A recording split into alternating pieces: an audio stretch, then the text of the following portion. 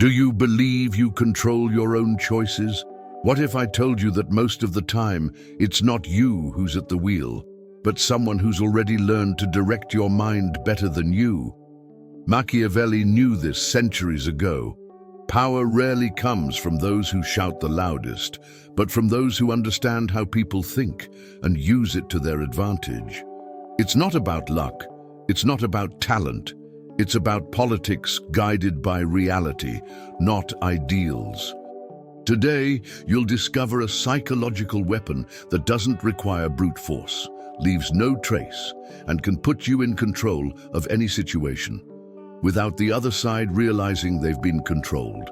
What I'm going to show you will break myths you've probably carried since you were a child, will change your perception, and will give you something almost no one has: a strategic advantage over anyone in any scenario. But be warned, once you understand this, you won't be able to unsee what's behind human decisions. And that's where the game really changes. The invisible mechanism of mind control. True power isn't displayed with flags or shouts. It whispers imperceptibly in the back of the mind. Machiavelli knew that the most efficient domination isn't achieved by armed force, but by shaped thinking. It's politics guided by reality, not ideals.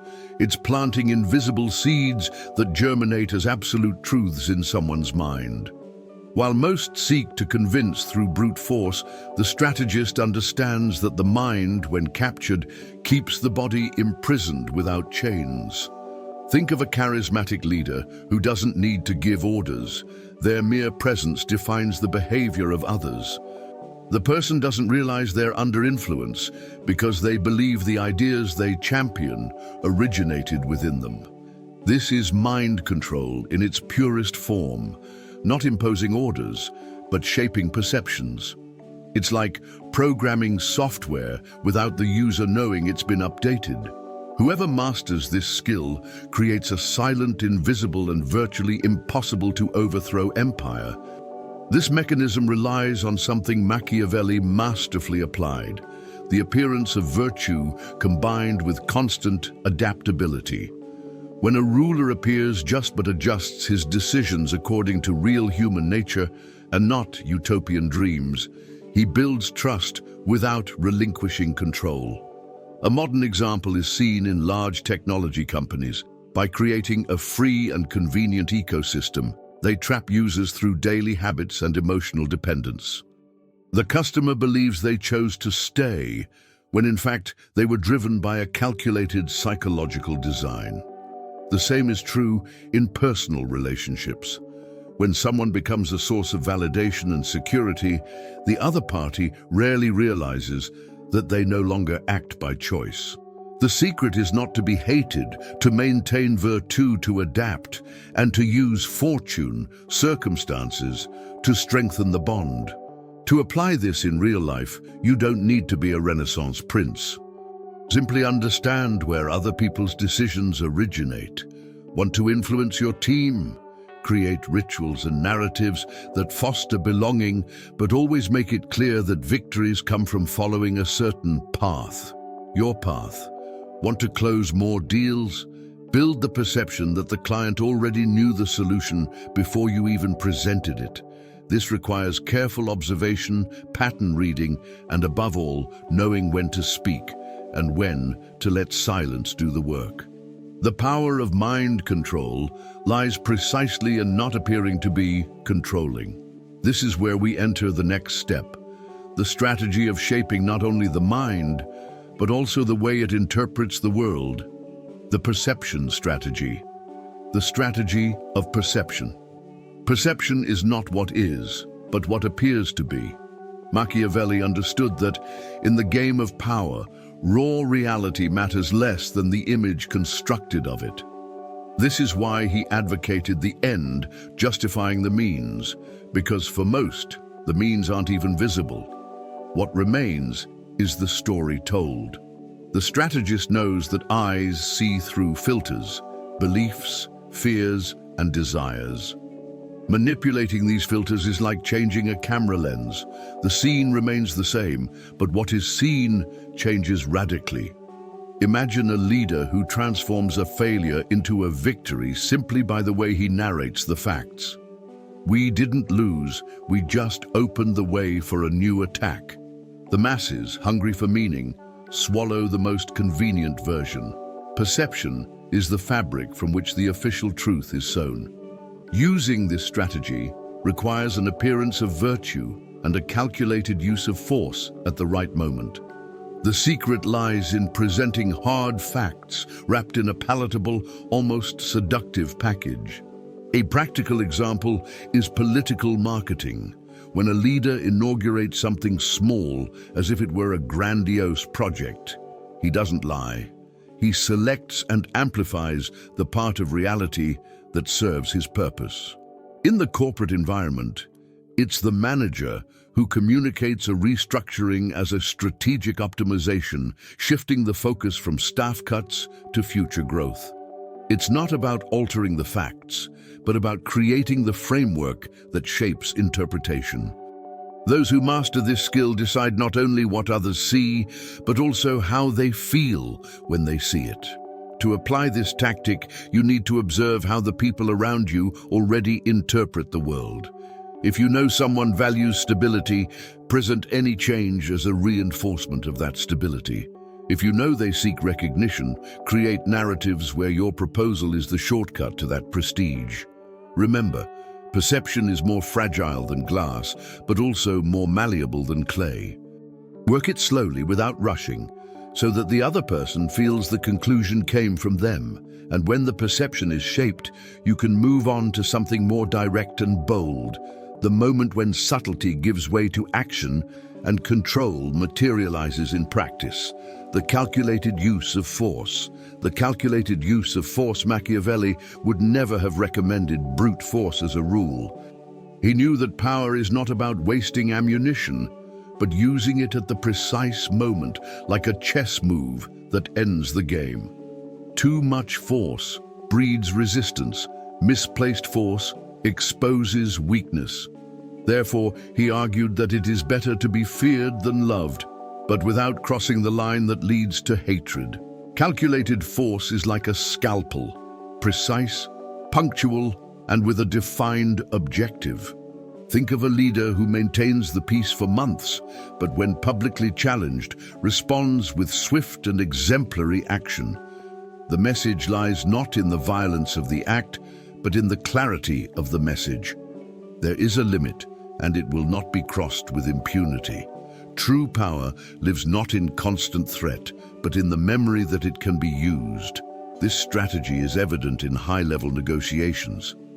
A CEO might spend months in friendly meetings with competitors, but on the right day, launch a product that negates the rival's advantage. It's not anger, it's calculation. It's also what we see in personal relationships. Someone tolerates minor provocations until, at a specific moment, they respond so firmly that the behavior never happens again. It's the balance between virtue, ability, and fortuna, the favorable moment. Using force too soon creates unnecessary enemies. Too late undermines credibility. The key is to align action with the moment when the impact will be maximum and the cost minimum. To apply this, it's necessary to map out the vital points of the situation. At work, this might mean not reacting to every mistake, but intervening when a behavior threatens the entire team's performance. In finance, it's not investing in every opportunity, but waiting for the exact moment when conditions and your preparation converge. And remember, strength isn't just physical or political. It can be information, reputation, or influence. Use it in such a way that the other party never knows exactly what its extent is, only that it exists, and it's in this space between presence and mystery that the next psychological weapon is built. The art of creating psychological dependence. The art of creating psychological dependence. The most lasting control comes not from chains, but from invisible bonds that the person themselves refuses to break. Machiavelli understood that when someone associates your presence with indispensable benefits, separation becomes unthinkable. This is the essence of creating psychological dependence, not forcing obedience, but making the other party want to remain by your side. It could be to fulfill an emotional need like validation or security, or a practical need like access to resources, connections, or protection. The important thing is that the person realizes that without you, what they value is undone. It's a policy guided by reality, not ideals, for people rarely stay out of gratitude, but almost always out of necessity. Examples of this are everywhere. Tech companies create closed ecosystems where everything is easier if you stay inside, as is the case with platforms that integrate services, storage, and devices. Friendships and romantic relationships work similarly. Those who offer a listening ear, support, and solutions to recurring problems become almost irreplaceable. However, here comes the Machiavellian point: avoiding being hated.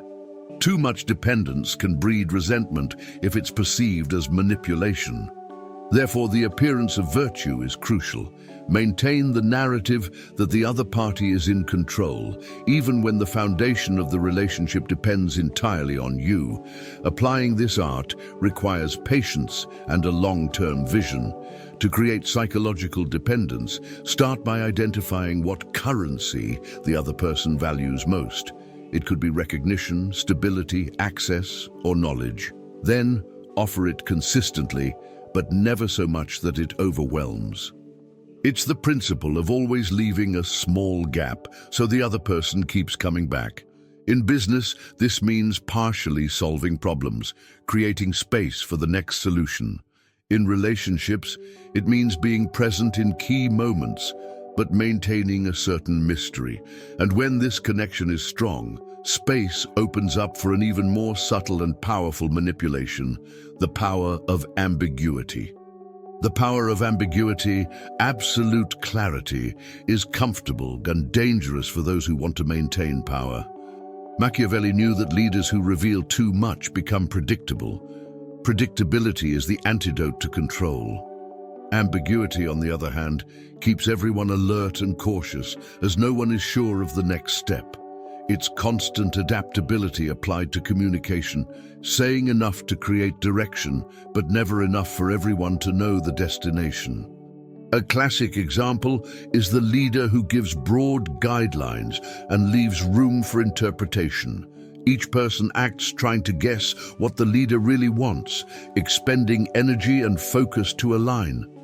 This strategic uncertainty keeps authority centralized because no one wants to risk contradicting them.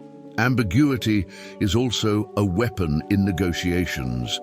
By not revealing exact deadlines, budget limits, or final intentions, you force the other side to offer more than they would if they had all the information. It's the calculated use of force in the information field. Great strategists always maintain layers of mystery, even in the closest alliances. This doesn't mean lying. It means choosing which truths to expose and at what moment. When your action can be interpreted in multiple ways, the other side spends time trying to decipher, and in that time, you're ahead. Ambiguity isn't chaos, it's the architecture of perception. To apply this in everyday life, avoid committing too early to decisions or explanations. Instead of immediately answering yes or no, present variables. It depends on the scenario we have. This maintains control over the pace and direction of the conversation. In leadership, use broad goals that allow for adjustments without appearing to change course. In personal relationships, maintain a certain degree of positive unpredictability, gestures, attitudes, or decisions that break the routine without warning. Ambiguity, when used with virtù and fortuna, sets the stage for something even more complex, the duality of ability and circumstance, which reveals itself on the mental chessboard of virtù and fortuna. Virtù and fortuna on the board of the mind. Machiavelli saw life as a chessboard where two forces govern, virtù and fortuna. Virtue is skill, the human capacity to shape events with strategy, discipline, and vision. Fortune, on the other hand, is chance, the set of circumstances that no one can control, but which can be harnessed by those who are prepared. In the mental game, understanding this duality is vital. You don't control the cards you're dealt, but you do control how you play them. It's politics guided by reality, not ideals. Those who have only virtue without harnessing fortune miss opportunities. Those who depend solely on fortune without cultivating virtue waste opportunities. Power arises from fusion. Being ready to act the instant chance opens the door. In psychology, virtue means mastering your own emotions and perceiving those of others. Fortuna is recognizing when an external situation creates an opening for influence. Think of a debate. Virtue is having solid arguments and a firm stance. Fortuna is when your opponent makes a mistake and you turn it into the focal point of the discussion. In business, virtue is building a flawless product. Fortuna is when a shift in the market increases demand for what you offer. Machiavelli knew that fortune favors the bold, but only those who calculate the risk before the leap, not those who leap in the dark. To use this concept on the mental board, develop virtue daily. Read, learn, observe patterns, practice your communication, and refine your perception of true human nature. At the same time, stay alert to fortune, market trends, political shifts, social movements, even emotional swings in the people around you. The union of the two is like aligning the sail of a boat with the perfect wind. You can't control the wind, but you can be ready to capture it. And when this mastery manifests, one of the most effective masks for moving the game without resistance emerges: the disguise of virtue. The disguise of virtue. Machiavelli taught that appearing virtuous is often more important than actually being virtuous. The appearance of virtue opens doors, builds trust, and reduces resistance. It is the cloak that covers true strategy, allowing one to act freely while others believe they are faced with someone morally irreproachable. Disguise is not about pure deceit, but about carefully selecting what is shown. A leader can have harsh intentions but display compassion. They can make unpopular decisions but wrap them in discourses of care and responsibility. This veneer of image protects against judgment and maintains support, even when ruthless actions are taken behind the scenes. In the modern world, we see this in public figures who present themselves as defenders of the people while making strategic alliances that benefit only a few. We also see it in companies that talk about sustainability and social responsibility while optimizing profits at the expense of silent cuts. The disguise of virtue works because it anchors itself in what people want to believe. No one wants to follow a leader who is admittedly cold and calculating. They prefer one who appears kind, even if their kindness is part of a larger project. It's about avoiding being hated while maintaining the ability to act decisively. To apply this, identify which virtue is most valued in your environment. It could be generosity, justice, transparency, or courage. Then incorporate gestures and speeches that reinforce this image. Even if, behind the scenes, decisions follow the most effective path to the ultimate goal. This doesn't mean blatantly lying, but choosing which truths to expose and which to silence. The disguise of virtue creates an emotional shield that allows you to operate without direct attacks, and this shield is essential to erecting one of the most powerful instruments of command, the architecture of controlled fear. The architecture of controlled fear. Fear, for Machiavelli, is a tool as powerful as it is dangerous. Used without measure, it creates revolt. Used with calculation, it establishes respect and discipline. The architecture of controlled fear is the intentional construction of clear boundaries and predictable consequences. so that people know exactly what they cannot cross, but without living in constant terror. It's the balance between being feared rather than loved and avoiding being hated. Controlled fear makes rules seem natural, part of the order of things, not a tyrannical imposition. It keeps the wheels of power turning with minimal friction. In practice, this manifests itself in leaders who don't punish for every mistake, but act firmly when a real line is crossed. Think of a respected teacher who rarely raises their voice, but whose serious look is enough to silence a room. Or a manager who tolerates disagreements up to a point, but makes it clear, in words and actions, that betraying the group's trust will have definitive consequences. Controlled fear is silent, but constant. It doesn't need to be constantly reminded, as it's present like an invisible line that everyone knows exists. It's a calculated use of force applied to collective psychology. To build this architecture, start by identifying non-negotiable boundaries. Establish them publicly, but with a calm, non-threatening tone. Then maintain consistency. When the line is crossed, act exemplarily and visibly so the message spreads. Use silence as reinforcement. Often, the discomfort of not knowing exactly what the reaction will be is more powerful than the reaction itself. When fear is controlled, it serves as the foundation for something even more sophisticated: the ability to manipulate how one's own story is perceived and remembered, the engineering of personal narrative. The engineering of personal narrative. The story we tell about ourselves is the lens through which the world sees us, and more importantly, through which we decide to act.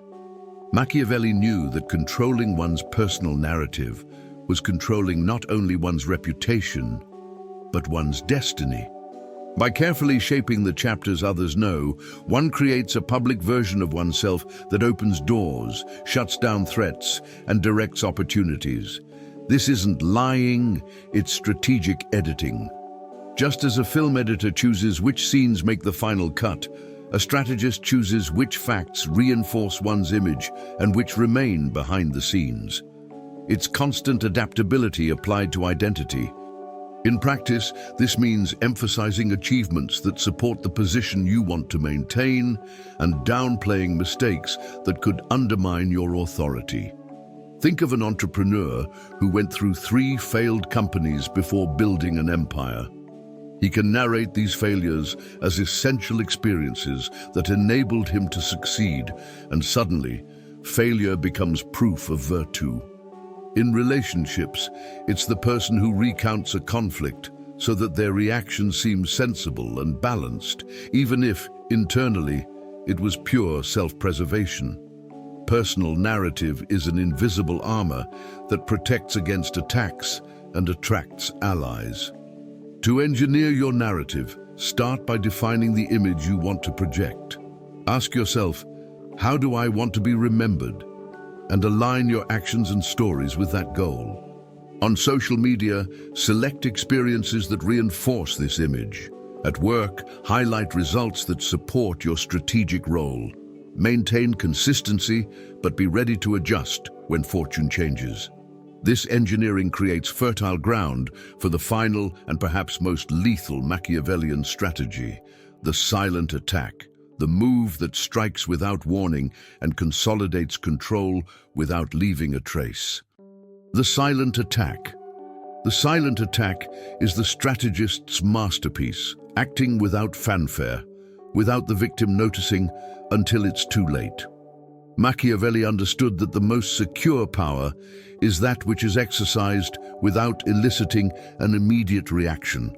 It is the calculated use of force in its most refined form, where victory is built step by step, almost imperceptibly. Unlike open confrontation, which mobilizes defenses and alliances, the silent attack infiltrates breaches, undermining resistance before it is even noticed. It is like water that patiently wears away stone, not violently but steadily. When the result manifests itself, it seems inevitable, as if it had always been this way. In politics, this is seen in gradual changes that alter laws, customs and mindsets without causing sudden shocks. In the corporate world, it can be the slow and strategic acquisition of a stake in a company until complete control is achieved. In personal relationships, it's the subtle replacement of influences, distancing someone from certain people or ideas and bringing them closer to others until their network of references is fully shaped. The silent attack works because the perception of threat only emerges once the game is already won. Is it better to be feared than loved? Perhaps, but here the fear is almost imperceptible, replaced by a sense of inevitability. To apply this strategy, the key is to align patience with opportunity. Observe patterns, wait for the right moment, and act in such a way that each move seems natural or inevitable. Use the appearance of virtue to mask intentions and constant adaptability to adjust course as fortune changes. A well-executed silent attack leaves no declared enemies, only confused spectators wondering when they lost control.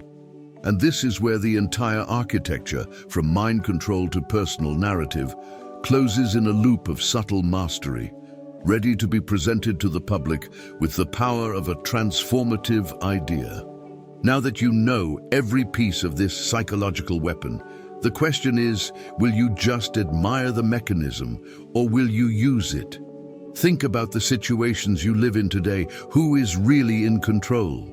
How many decisions do you make because you want to? And how many because someone else shaped your perception? You can continue playing by the rules that have been put in your head, or you can, from now on, write your own. If you want different results, you need to act differently. And what you learned here is more than theory. It's a real tool. Use it to protect yourself. Use it to conquer. Use it to never again be manipulated without realizing it. So tell me, what will be your first move after today? If something here made you rethink what you believed, write in the comments. Sometimes change starts with a single question answered. And don't forget, subscribe to the channel and turn on notifications to continue learning how to play the game that almost no one knows is happening.